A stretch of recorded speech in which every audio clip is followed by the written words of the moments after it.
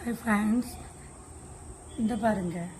Hi friends, இந்தாங்க உங்கள் life இந்த பூ எப்படி மலர்ந்துருக்கோ அது மாதிரி மலரப்போகுது. ஆமாங்க, நான் ஜோசியம் சொல்லலைங்க.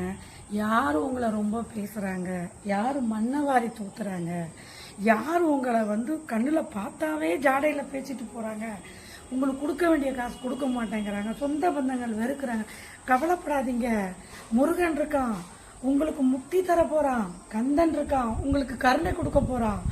வேலன் இருக்கான், உங்களுக்கு வேலையை கொடுக்க போறான். முருகன் இருக்கான், எல்லாமே உங்களுக்கு அவர் இருக்காரு. உங்களுக்கு எல்லாத்தையுமே உங்க கர்மாவை தீர்த்து உங்களுக்கு நல்ல வழி காட்ட போறாரு.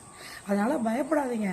எவ்வளோக்கு எவ்வளோ பிரச்சனையில் இருக்கீங்களோ சீக்கிரமா தீர்ந்து முருகன் காலடி சேர போறீங்கன்னு அர்த்தம். இவ்வளோ நாள் நீங்கள் என்ன நினச்சிட்றீங்க, நம்ம தான் முருகனை கும்பிட்றோன்னு நினைக்கிறீங்க. இல்லை இல்லை, முருகர் தான் உங்களை பிடிச்சிக்கிட்டு இருக்காரு.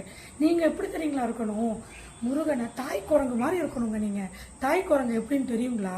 தாய் குரங்கு அங்கே இங்கே தாவும், ஆனால் குட்டியை பிடிக்கவே பிடிக்காது. ஆனால் குட்டி குரங்கு என்ன பண்ணு தெரியுங்களா? முருகரை இறுக்கி பிடிச்சிக்கும்.